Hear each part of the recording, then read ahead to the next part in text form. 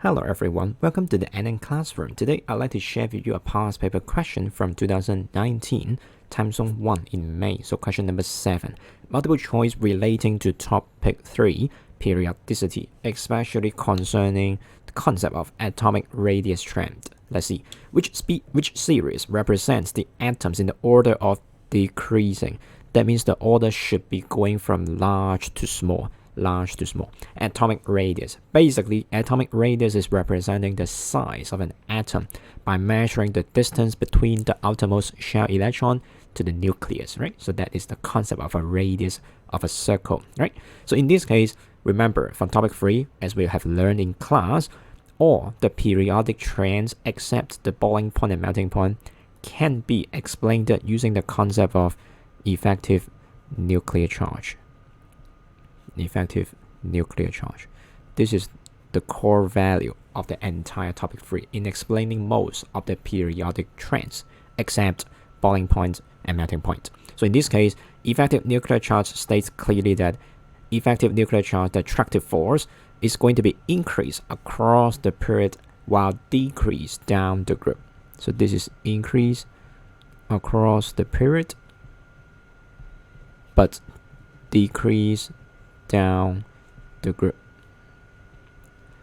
So which means the attractive force is like in this strength and this order. So that explains why if the attractive force is going to be bigger across period, the size is going to be smaller. So because of this explanation template, we can understand that the atomic radius are simply called AR. The AR will then be decreased across period because of this attractive force, so-called effective nuclear charge is increasing.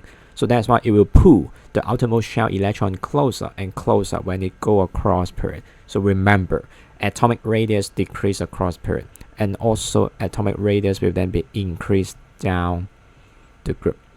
Down the group is easy. That's all because you are now increasing an extra shell. You're putting in one more extra shell, one more main energy level that is occupying with electrons, right? So that's why down the group should be bigger.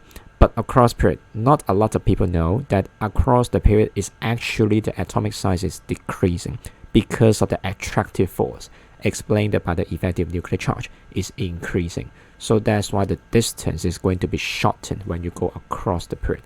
So with this perspective in mind, now what are the possibilities we are now provided? Will be nitrogen, carbon, beryllium, and magnesium across all the choices, right? So let's see. Magnesium is actually one of the abnormal case that is not within the same period. So that's why magnesium, in our understanding, should be of one extra shell. So that is obviously the one that is the biggest, right? If we compare it with beryllium, Be, which is one shell less, boron, carbon, and nitrogen, right? So this is all our choices that we want to compare: nitrogen, carbon, beryllium, and magnesium, right? So obviously magnesium should be the biggest one, right?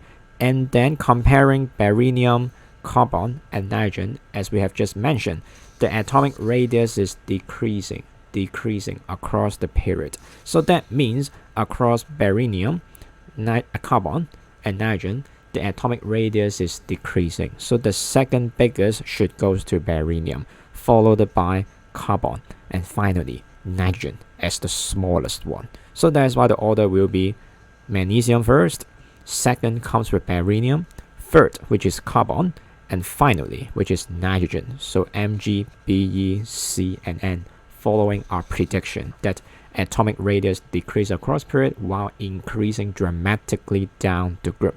So that's why the trend that we've just mentioned, which is going to be D: magnesium, beryllium, carbon, and nitrogen.